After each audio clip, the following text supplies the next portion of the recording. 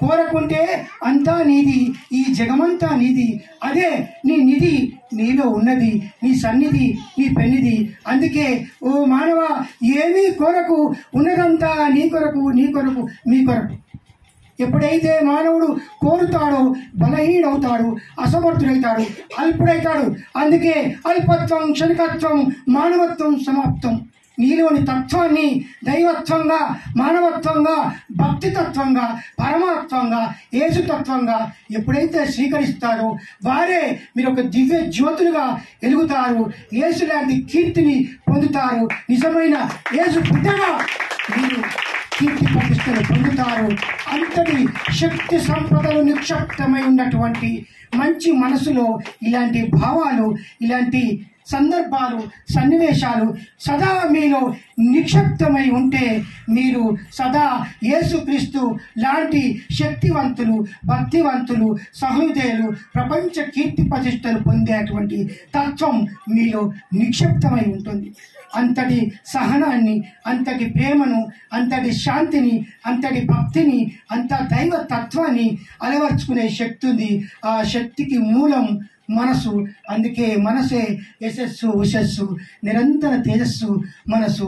ఆ మనసే యేసు ప్రభు మందిరం. అందులో మీరందరూ సుందరం అభివందనం.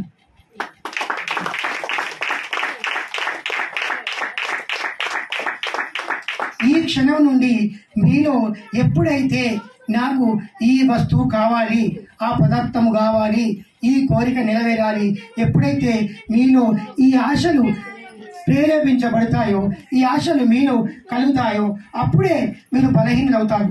మరి బలహీనుడు దేన్నైనా సాధించగలుగుతారా? సాధించలేదు. మీ కోరికనే మీ బలహీనత. అందులో ఉన్నది అర్హత, అది కాదు మీకు బాధ్యత. అందులో లేదు యోగ్యత. అన్నిటిలో అర్హత, అన్నిటినీ సమానంగా స్వీకరించడమే కావాలి మీకు యోగ్యత. అందులోనే ఆ విధాత. అప్పుడే అవుతారు దాత, మాత, పిత. నిజంగా అప్పుడు మీరు విజేత. కాబట్టి మీలోని కోరికలను నిషేధించుకొని ఇతరులకు సేవ చేయడమే నా కోరిక, దేశభక్తిని ప్రచారం చేయడం నా కోరిక, దేశభక్తిని పెంపొందించడం నా కోరిక. ఎదుటి వ్యక్తికి సేవాభావంలో సమయం సందర్భం వచ్చినప్పుడు ఆ యేసు ప్రభువును ఈ యొక్క వ్యక్తికి సేవ చేసే సమయం సందర్భం ప్రసాదించమనే కోరిక, అదే నిజమైన కోరిక. కోరిక లోక కళ్యాణమై ఉండాలి, నిస్వార్థ పరమై ఉండాలి. కోరిక అనంత బ్రహ్మాండంలో నిక్షిప్తమై కలకలలాడుతూ ఒక జ్యోతిలా వెలిగే కోరిక, అదే కావాలి మీకు కానుక.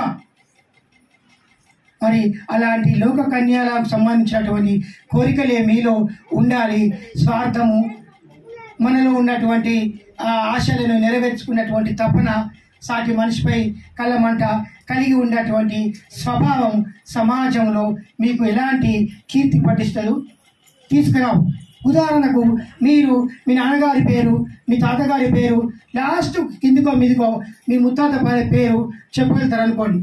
లాస్ట్ 4వ తాతగారి పేరు చెప్పమంటే అబ్బా 3వ తాతగారి పేరు చెప్పలేరు, 4వ తాతగారి పేరు ఇంకా అసలుగా చెప్పలేరు.